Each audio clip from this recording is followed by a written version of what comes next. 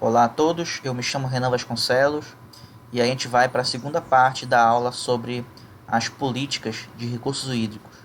Na primeira parte a gente viu a política nacional de recursos hídricos e agora a gente vai ver a política estadual de recursos hídricos do estado do Pará.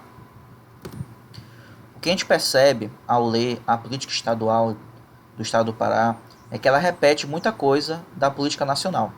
Então eu coloquei só nesse slide o que tem de acréscimo, para a gente conseguir ver o que tem a mais. Então não é o que tem de diferente, é o que tem a mais. Tudo o que tem na política nacional tem também na política estadual do Pará, com esses acréscimos que eu vou mostrar para vocês agora. Então, lá nas diretrizes, a gente vê que o estado do Pará incluiu o transporte aquaviário como sendo uma parte importante para o seu planejamento estadual, inclusive o seu aproveitamento econômico. E a gente consegue perceber isso porque é uma peculiaridade muito evidente na região amazônica, coisa que não tem muito nos outros estados e nas outras regiões do Brasil, que é a presença de rios e utilização desses rios com grande demasia tanto pela população para locomoção e viagens comuns. É o que a gente fala. Esse rio é minha rua, a gente fala aqui na região amazônica. Outro ponto que a lei estadual acrescenta é a criação de uma rede hidrometeorológica no estado, para coletar informações de precipitação, por exemplo. E a troca, o intercâmbio dessas informações com as instituições federais, outras instituições estaduais e também municipais, além de instituições privadas. Essa troca de informações de chuva, por exemplo, ou de enchentes, ela facilita o planejamento de diversos tipos de ações, inclusive de obras públicas, para saber quais ruas, por exemplo, ou quais municípios estão tendo maiores crises de enchente, e aí focar recursos de obras públicas para minimizar esses efeitos nesses determinados municípios ou nessas determinadas ruas. A criação de um sistema de monitoramento dos recursos hídricos para medir a qualidade e a quantidade, são estações de monitoramento de rios, e a execução de campanhas educativas para conscientizar a sociedade em relação ao uso sustentável dos recursos hídricos. Dos instrumentos, a gente viu instrumentos já na lei nacional, e a política estadual acrescenta dois: a compensação aos municípios, uma possível compensação caso as águas de um município sejam, por exemplo, impactadas por um empreendimento estadual, e aí, como o município vai ter menos água em quantidade ou então em boa qualidade para usufruir, porque tem um empreendimento estadual impactando ele, aí pode haver, por exemplo, uma compensação financeira do estado para o município afetado. E outra coisa é em relação à capacitação e educação ambiental da população. Outro ponto de destaque é que o estado do Pará ele tenta realizar programas integrados, ou seja, programas juntos, não só conversando de estado para estado, mas estado integrado com os municípios. E de que forma? Por exemplo, formando convênios de cooperação estado e município, ou então assistência técnica do estado prestando assistência técnica para o município ou vice-versa. E também econômico-financeira, incentivos econômicos para que os municípios consigam fazer uma boa gestão de recursos hídricos.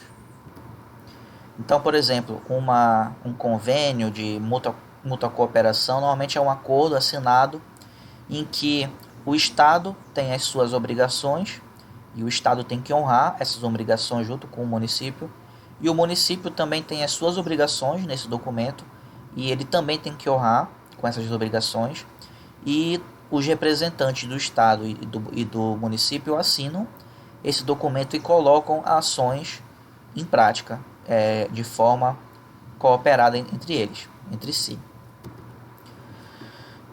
Um exemplo que não é de recurso hídrico, mas que aconteceu no nosso Campus Breves, para vocês terem uma ideia de como funciona. Tá? Foi feita uma cooperação entre o IFPA, Campus Breves, e a Prefeitura. E o que ficou acordado? Que o Campus Breves iria ofertar determinados cursos que são de interesse da Prefeitura, para gerar mais emprego na Prefeitura, e a contrapartida da Prefeitura seria asfaltar a rua de acesso ao IF, certo? Então foi um documento assinado em que ambas as partes tinham obrigações e ambas as partes tentam cumprir essas obrigações. A Prefeitura cumpriu a sua parte de pavimentar e o IF também anda cumprindo a sua parte de ofertar determinados cursos específicos para gerar empregos diferenciados na cidade. A assistência técnica, por exemplo, às vezes os técnicos que trabalham nas prefeituras, eles não têm determinado conhecimento para executar ação in loco, ação presencial no município. Então, o órgão estadual ele pode fazer treinamentos para os técnicos municipais. Eu mesmo já participei de um treinamento em que eu fui até o município de Tailândia fazer um treinamento de como fazer uma fiscalização de desmatamento e como que deveria ser a forma de preencher a documentação.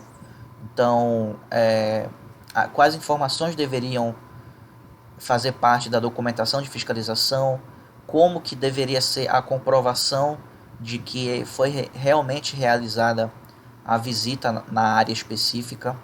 Então, o técnico tinha que bater uma foto do GPS, mostrando que ele realmente foi na área, com as coordenadas da área, que o órgão estadual avisou para o municipal, porque era assim que funcionava.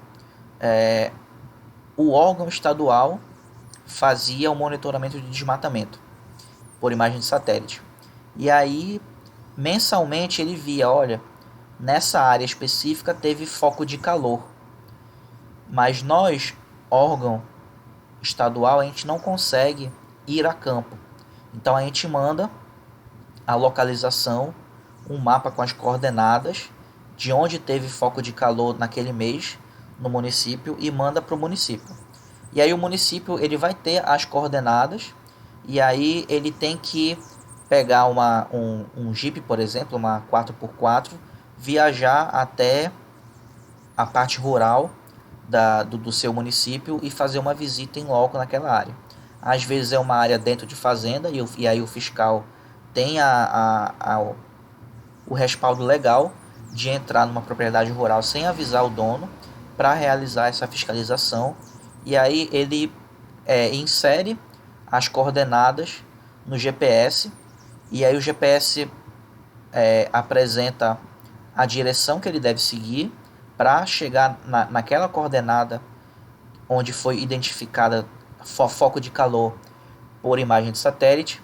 E aí a gente foi se embrenhando no meio da mata de uma determinada fazenda e chegamos no ponto e a gente bateu foto do GPS para comprovar que a gente realmente chegou no ponto que o órgão estadual falou que tinha desmatamento. Então a gente realmente chegou na área que foi avisada para a gente e depois batemos foto do entorno para comprovar se realmente teve queimada naquela área ou não, certo? Então foi uma assistência técnica com um treinamento presencial, que a gente viajou até o município para realizar esse treinamento. Mas também existem outras formas de treinamento, não só o próprio técnico do órgão estadual realiza o treinamento. O órgão estadual ele pode contratar uma empresa especializada em treinamento e aí essa empresa viaja pelos municípios realizando os treinamentos necessários. E já aqui nos convênios de cooperação econômica financeira podem ser incentivos financeiros para quem, por exemplo, desmata menos matas ciliares. Nós temos o chamado programa Produtor de Águas, vocês podem procurar depois, que é um programa que ele paga aqueles fazendeiros que deixaram de desmatar matas ciliares de rios que passam dentro da sua propriedade. Ou então deixaram aquela área parada e a área foi regenerando naturalmente. Então, todo ano é feita uma fiscalização, também comparando com imagem de satélite para saber se a vegetação daquela mata ciliar se recuperou dentro daquela fazenda, e caso tenha se recuperado, aí o fazendeiro recebe uma remuneração meio que simbólica, tá? É porque ele já tem a obrigação de não desmatar mata ciliar. Mas mesmo assim, às vezes paga-se um determinado valorzinho por 4 a 8 anos, mesmo por ser algo obrigatório para ele já fazer, mas faz-se esse incentivo econômico para conscientizar ainda mais a importância dessa conservação. E aí ele recebe esse valor por 8 anos e depois para de receber o valor e deixa também a mata ciliar conservada lá na fazenda dele, sem desmatar novamente. Então vamos lá, continuando para outros pontos importantes também da política estadual.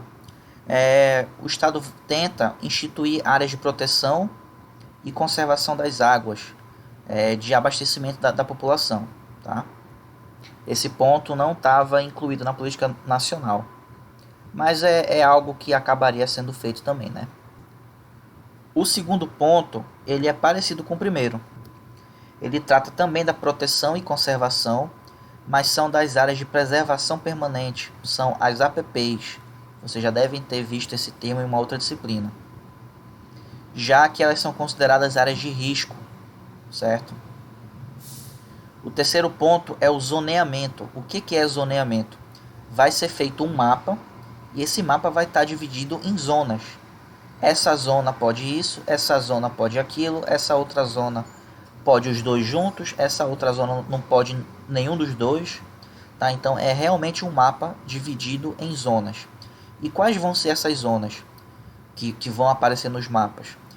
De quais são as áreas do estado, já que a gente está falando de uma política estadual, quais são as áreas do estado que são inundáveis, as áreas que têm restrição de usos por serem incompatíveis e também sujeitas a inundações frequentes, e também da manutenção da capacidade de infiltração no solo. O que significa esse último ponto? São áreas em que o solo tem que se manter normal, não pode ser coberto, porque a gente precisa que a água entre por esse solo natural para que depois gere água subterrânea, tá? Então são áreas em que a gente tem que manter o solo natural. E o último ponto também que o Estado tenta fazer é a implementação de um sistema de alerta para eventos hidrológicos indesejáveis. Então, o que são esses eventos hidrológicos indesejáveis? Basicamente, são secas extremas ou enchentes extremas, ou então chuvas muito intensas que se sobrepõem ao que era esperado naquele mês, por exemplo. Então, quando a chuva é mais intensa do que o esperado, gera-se um sistema de alerta para aquele determinado município, para a população ter ciência de que ela pode enfrentar, por exemplo, alagamentos. Então, com isso, eu finalizo a segunda parte da aula de hoje. Já já a gente se encontra na terceira parte.